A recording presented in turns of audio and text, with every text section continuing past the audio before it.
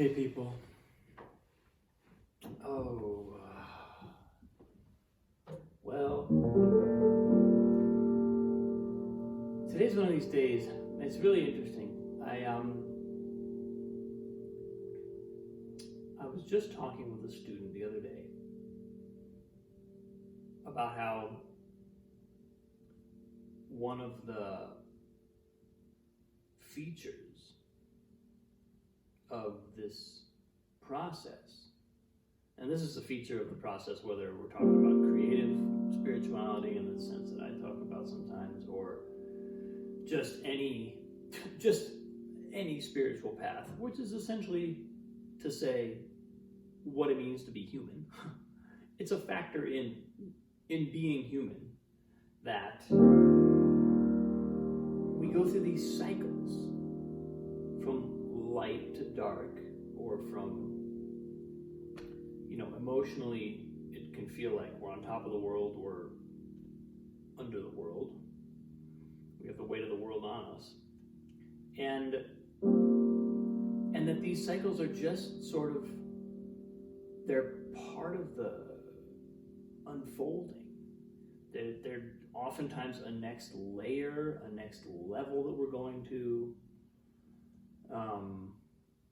undoing some aspect of maybe something we're holding on to or something we need to let go of.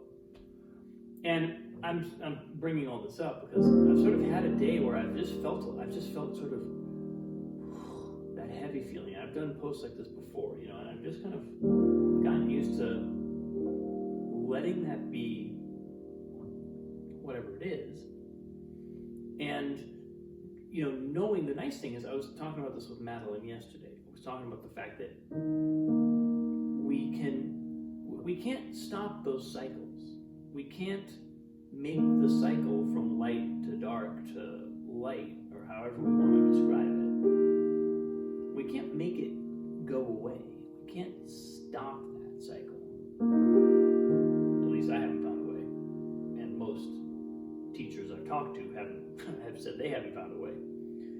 But what we can do is understand that it's a cycle.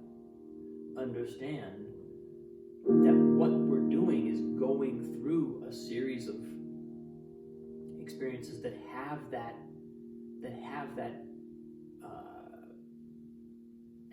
these attributes. It's almost like being in manifestation. I mean, this is why in Hinduism they talk about the wheel of samsara. The wheel of samsara is this endlessly turning, cyclical description of how the world works, how everything in duality works. And the only way to get free of the wheel of samsara is to no longer exist in duality and become completely, let go of this plane of existence and be in the plane of non-duality.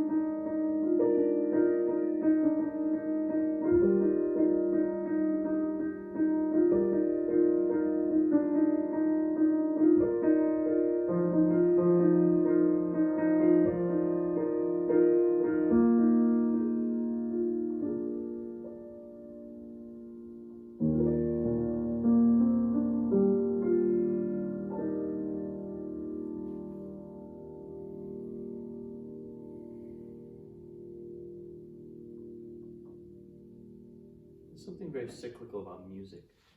I always think about the circle of fifths on the piano and in music in general as being a form of that wheel. Music is manifest, after all, it exists.